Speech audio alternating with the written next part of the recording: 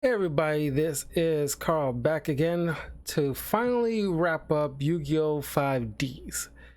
I just finished, going through all the X-Men TV shows. Since they're all done, I can get back to the regular schedule program with my, TV shows I want to clear up.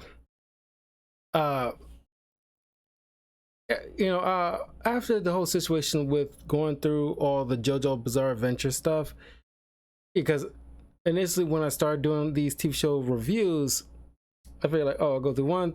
Like if there's like multiple seasons, like JoJo Bizarre Adventure, I do one season, then go to another show, do that season, and then another thing, and then go back and forth, back and forth. Now I was like, okay, you know what? If I go on one path, I'm gonna keep going until the whole entire thing is wrapped. And so moving forward, that's what I'm gonna do. So um like with Yu-Gi-Oh right now, uh moving forward, I'm just gonna like going through like all of Zexal, each season of Zexal, then like each season of Arc 5, then wrap it up with Reign so I can get all Yu-Gi-Oh stuff out the way, then move on to another show, which right now I don't know which one's gonna be. Probably gonna be probably gonna be Static Shock, maybe. Not 100% on that one, but anyway, Yu-Gi-Oh! 5Ds. After the last season where they finally took on Aporia in the tournament, who was like a merge, uh, like one being, but that was split up into three separate entities representing an aspect of Aporia in different stages of his life. Elderly years, in his 20s, and then one of was in his a young kid, and he's working under this mysterious being named Zone, who are trying to complete the grand design or grand circuit or something, which after defeating Emporia, I think that's gonna be like, oh, that's gonna be like that's it. But no, Zone, it's still, the circle was still complete.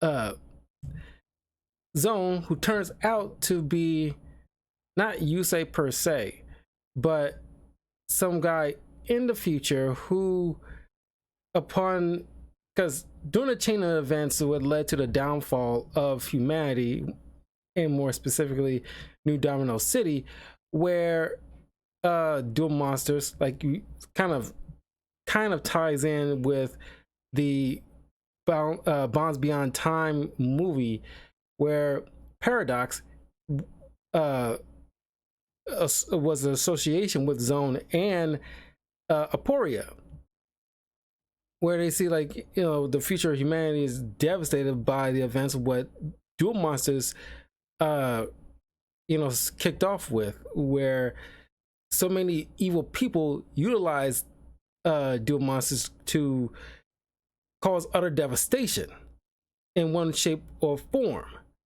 And in this case, it's like humanity's greed and just bad qualities kind of was exacerbated because of the inner D, and then got these mech lords roaming and around and just causing devastation.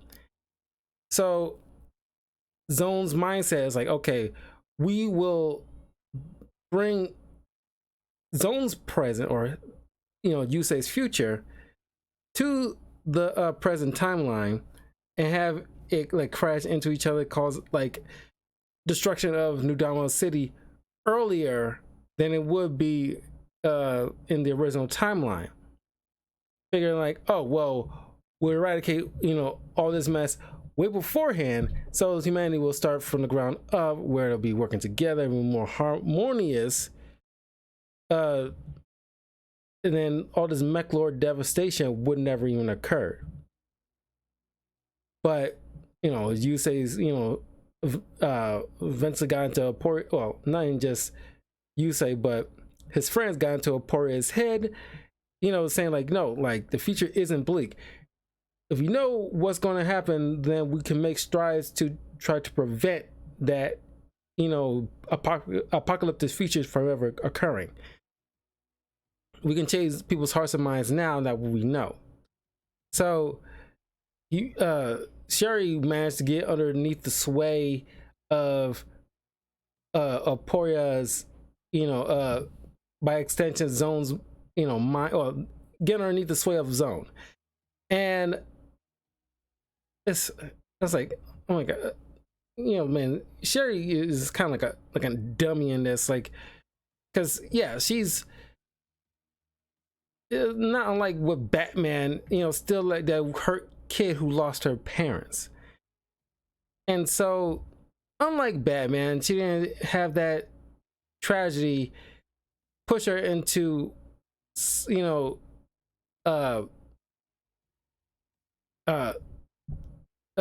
didn't break her. I mean, like, it didn't break him, but it broke Sherry.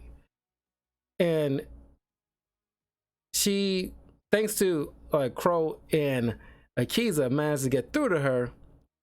She, because they had a duel, which was an interesting duel where she used this field spell to trick Sherry and Crow into thinking that they're dueling two copies of Sherry. But it turns out they're just dueling each other. And upon realizing certain moves, because a flashback occurs where they reminded one of the Team 5D's training is to learn each other's cards and playing strategies, so that way we can, no matter what, always be in sync. And once Crow and Akiza are starting to realize certain moves that these Sherry copies are doing, they realize, wait a minute, and they tested their theory and bore fruit. Like, yeah, we're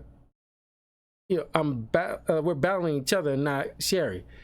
And thanks to Black Rose Dragon using its special ability to, obliterate the field, they also obliterate the field spell, and now they can see what's going on. They finally got through to Sherry. They defeated her, and there's these three tiers they gotta, gears or batteries they gotta nullify, because they all end up on this like upside down, destroy New Domino City, thanks to Team Ragnarok using the Norse god cards, creating a Bifrost to get a bridge to get them to that facility in the sky. So now, because they got all separated, and each one got to take care of like a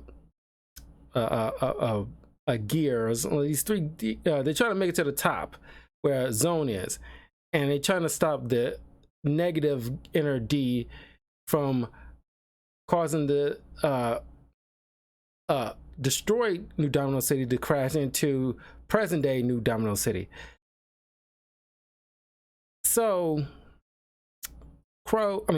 Jack, Leo, and Luna meet up with Aporia, and they have like a 3-on-1 duel. And thanks to like these spells and traps, that anytime any one of them summons, or even synchro summons, more specifically monsters on the field, they get hit with effect damage. And I said multiple times, I'm not really a fan of Leo and Luna, because they are, in my opinion, whack duelists. More so with Luna, but they get kind of like get their butts handed to them. It'd be surprising that Jack, it kind of reminds me of how Tristan, Duke, and Serenity was dueling against Nesbit in the virtual world. It kind of reminds me of that, because there's always like a weak link among the, well, at least not always, but in this case, well, I want to say Luna at least knows a fair bit more of dueling than Serenity did, because Serenity probably understand like the base kindergarten level fundamentals of how to play the card game. Luna is just surrounded with dueling, where she's her skills ain't as acute as somebody like not even on the same level as like Crow Jack or Yusei, but she can hold her own. You can say like, Luna's probably got a level 2 skill while Serenity is, barely a 1. But through all this like grueling, like taxing duel, and this is most like, it's such a hackney way. They should have set this away from the jump, where you know about the Crimson Dragon is always the 5 signers as a point of the title of the 5 Ds. But they gotta retroactively make Leo a signer and give him the heart of the Crimson Dragon. Just forced. It was such forced in a way of making him a signer, because he, past couple of seasons he was pissing and moaning because he doesn't feel like part of the team because he wasn't a signer, and it was very forced to give him some hackney, cartoony heart. At least it looks like an actual heart, like you see in like medical books, and not no cartoon version. But they like making a heart on his forearm, and I rolled my eyes. I don't care for that.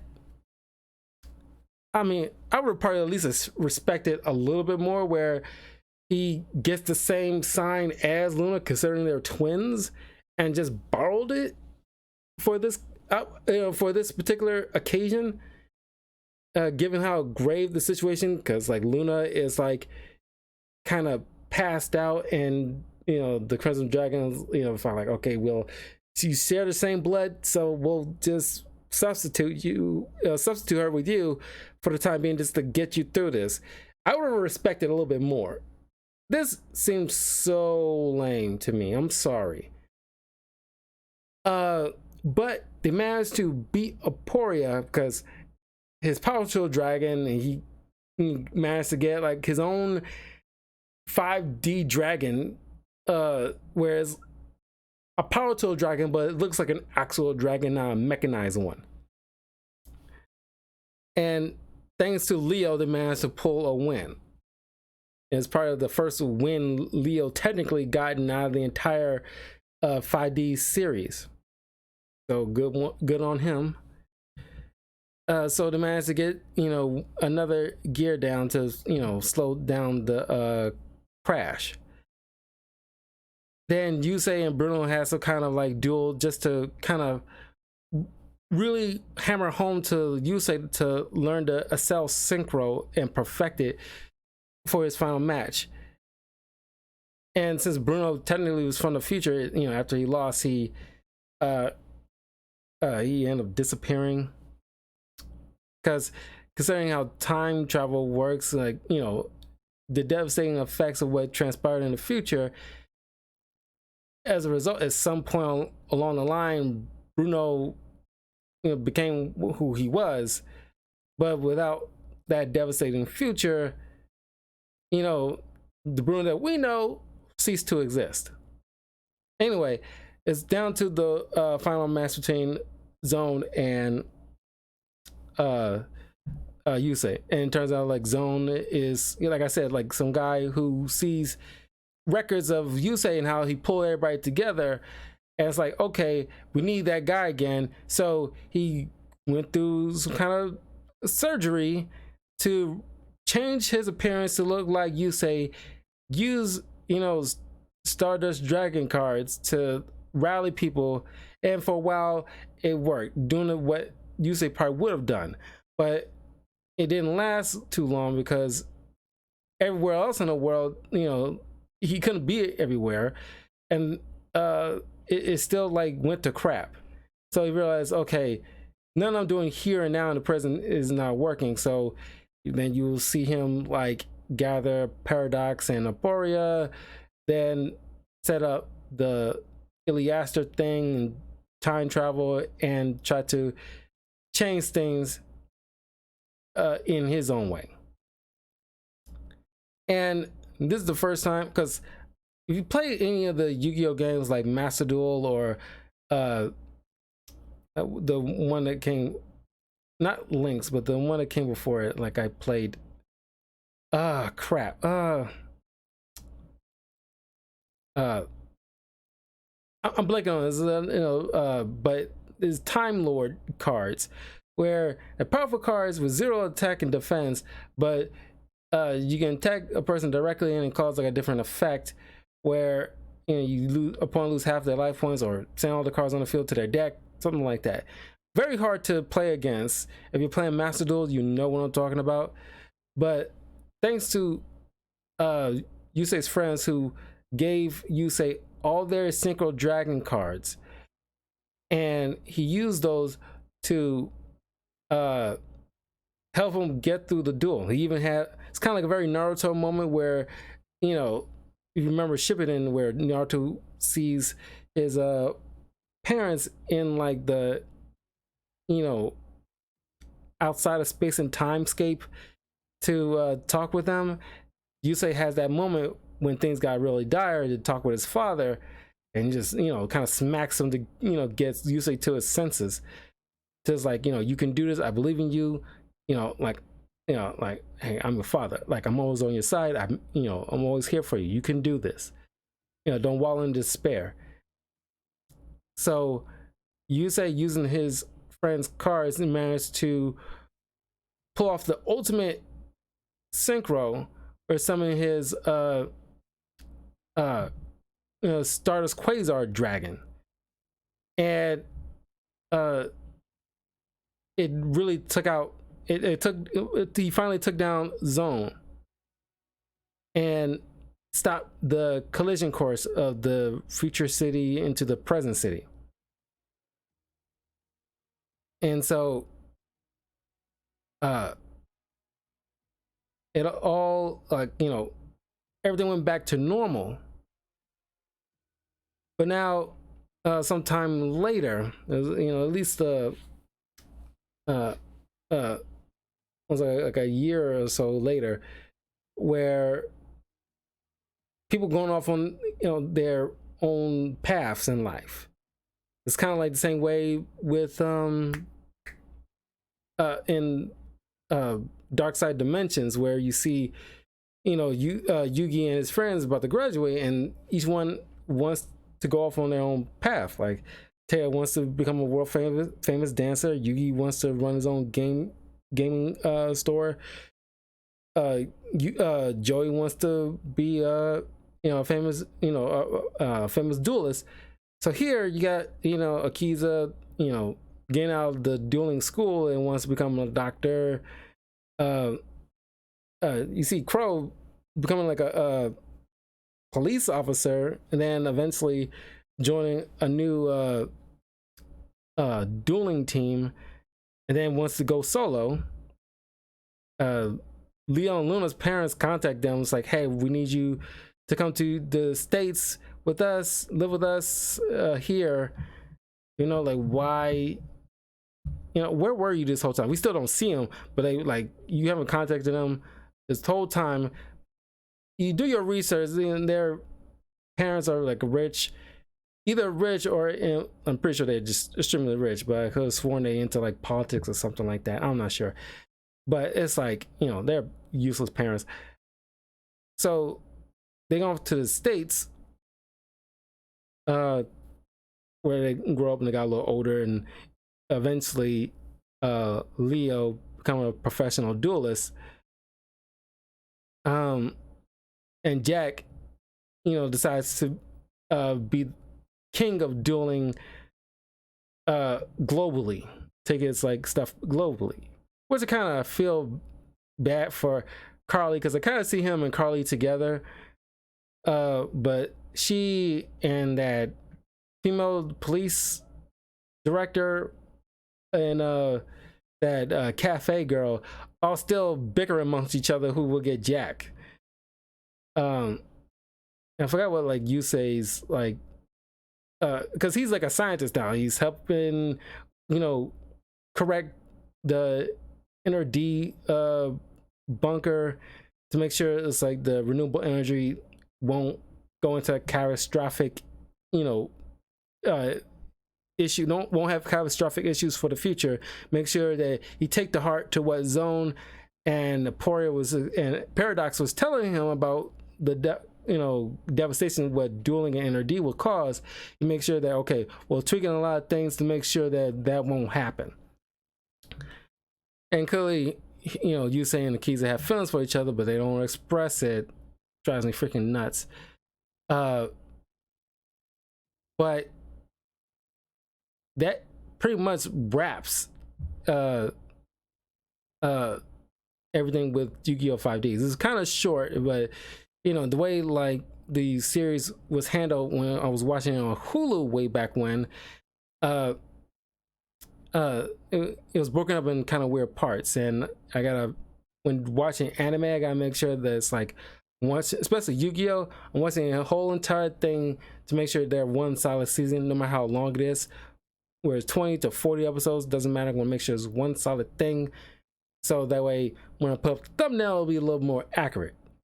But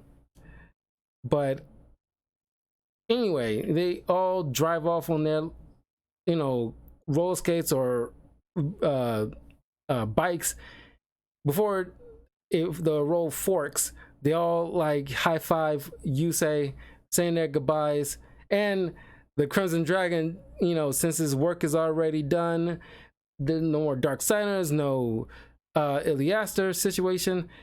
It takes away there's no need for signers anymore. So it takes away, their marks. Leo probably only had it for just the, little while. They all like gave their high fives to Yusei, and they go off their several ways. End of series. Yeah, but it was fun. Like, I love 5Ds. Still, the Duel Monsters are still near and dear to my heart, but GX and 5Ds are awesome. Zexal, as I mentioned in other videos,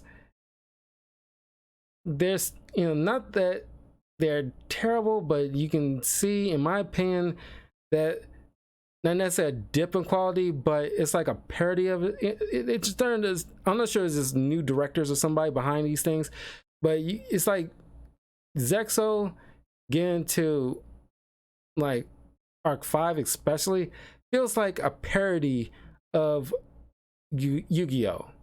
Especially when you see like certain characters with their the craziest hairstyles that you ever seen, and it's like, oh my god, it's like cliche anime. But I'll probably get more in depth when I get into those. But anyway, it's a very quick video, but I want to make sure like I get all done and out the way. So the next TV show review will be season 1 of Zexal. But if you're watching this on YouTube, leave a comment below. Let me know what you think of Yu-Gi-Oh! 5Ds as a whole. Any pros and cons, favorite characters, least favorite characters. Like and subscribe, hit the notification bell, share this with your friends, follow me in links in the description below. Oh, and I want to make a point about this. I think, in my personal opinion, Yu-Gi-Oh! Duel Monsters and GX probably have the best pilots and the best series endings, in my opinion. I like the opening of 5Ds and the ending of 5Ds, but I don't know, something about like 5Ds, something about Duel Monsters and GX has like it kind of stirs something in you with its beginning and ending. It feels like, I don't know, like a perfect circle, where this is like a decent circle, but with jagged edges that look like the Crimson Dragon, where it's like it gets off the rails here and there. But I still enjoyed it.